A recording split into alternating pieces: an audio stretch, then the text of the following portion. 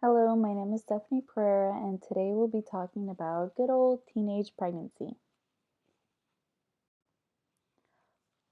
First, I will discuss the public health problem behind teenage pregnancy.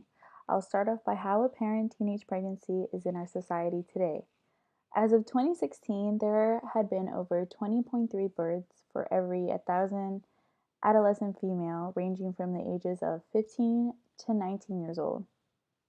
Because of that, there had been approximately over 210,000 babies born. Next, how does teenage pregnancy occur, you may ask? Well, according to good old Center of Disease Control and Prevention Agency, known as our CDC, there are actually many factors that can lead to teenage pregnancy, which are poverty, religious beliefs, rape, alcoholism, drug abuse, and simply lack of knowledge. So, where does teenage pregnancy occur? Well, according to this beautiful, colorful demographic on the right, we can see that most teenage pregnancies occur in southern states. Now, why is that, you may ask? You can stay tuned.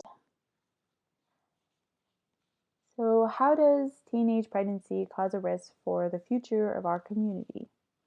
Well, teenage pregnancy not only affects the future teen mom, it also affects their significant other and their families. Teen moms normally don't end up pursuing a higher education due to the extra responsibility of caring for their newborn baby. Research also shows that teen parents are more likely to engage in harsh parenting, such as yelling and spanking. Also, there could be the unfortunate risk of the significant other walking out and leaving the teen mom to fend for herself and their newborn baby. Now, going back to the question from before, are the etiological factors for those southern are mostly just in southern states, and in those southern states, the highest rate of teen births are usually from Hispanic and Black adolescent females, which normally live in impoverished areas. Also, most southern states are known to be super conservative. Therefore, they put a lot of shaming on abortions or contraceptives or like Planned Parenthood. Therefore, they make teens go through with a pregnancy, which is very unfortunate. So, what can be done? I actually have three strategies. So, well, first, what doctors, nurses, and other healthcare providers can do is encourage teens to not participate in sex. And if they choose to, they can offer them a range of birth control options to teens so that they can practice safe sex. And also to remind teens to be aware of STDs, as in put a condom on. And what parents, guardians, and caregivers can do is similar to what doctors, nurses, and healthcare providers can do, as in they can talk to their teens about sex by encouraging them, again, not to have it. And but if they do decide to encourage them to talk with their healthcare provider and um, encourage them to use effective birth control to prevent pregnancy, along with condoms to protect them from STDs. And ultimately, what teens can do themselves is choose not to have or to not have sex. And if they do, they can talk openly with their parents or healthcare provider if choosing to be sexually active. So, speaking of communication being key to lowering teenage pregnancy, South Africa's very own Love Life, which is the nation's largest AIDS prevention, education, and behavior campaign, took matters into their own hands when it came to teenage pregnancy.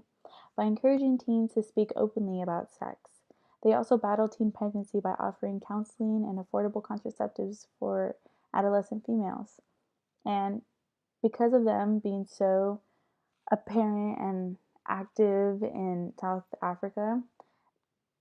From the years of 2010 to 2012, the rate of teen births have actually dropped from 5% to 3% between girls aged 13 to 19 years old. So their involvement actually got parents to listen to their children. And what Love Life did was they used their method of their born free dialogue, at which their children their children are encouraged to speak openly about sex to either their healthcare provider or their parents. Now, bringing it back home to the US, we actually have the highest rate of teenage pregnancy among other developed countries.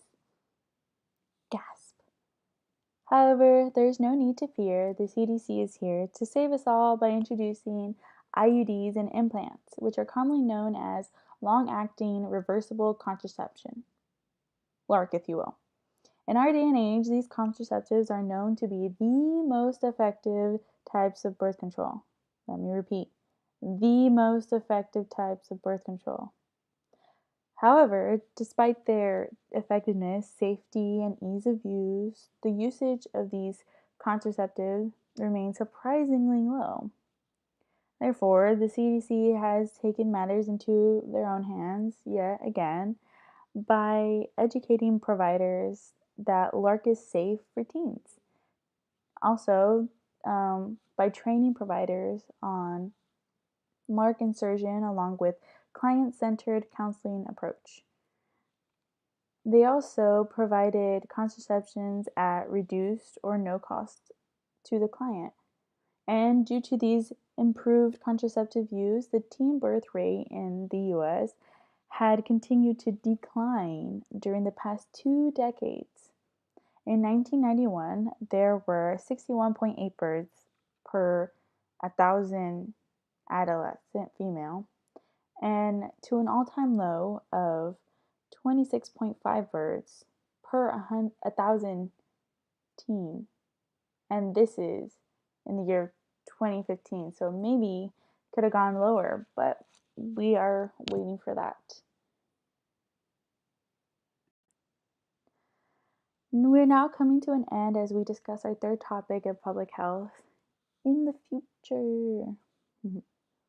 So, what does literature have to say about teen pregnancy? Well, a lot. But here are the cliff notes. Teenage pregnancy is not like any other issue in the whole world, although it seems to be a common concern, which it is. Teenage pregnancy is usually unplanned, and as a result, people react to this experience differently. According to McLeod and Durham, a teenage pregnancy is a social problem that leads to disruption of schooling, poor obstetric outcomes, inadequate mothering. And all of these tie into teenage pregnancy and how easy it could go, how hard it could be. And among these adolescents, peer pressure is a major factor that encourages teenage boys and girls to indulge in sexual activities. So, rather than just simply telling them not to have sex, it's better to educate them on how to practice safe sex. Therefore, we should offer more funding to schools to make health education classes a requirement. And finally, in my opinion, we can't prevent all teens from becoming sexually active. We just can't. But what we can do is provide teens with information on how to practice safe sex. There are a lot of organizations that provide sexual health education, such as Planned Parenthood, which is a nonprofit organization. Most parents aren't as understanding, so they refuse to take their child to Planned Parenthood or even discuss about it. Therefore, we need to make it a requirement in schools so that they take these courses and they learn something from it. Teens should have the right to be educated on all the risks when choosing to have sex. So, that is it for today. That was my opinion, and that was my whole little spiel on teenage pregnancy. And my name is Stephanie Pereira, and thank you for coming to my TED Talk.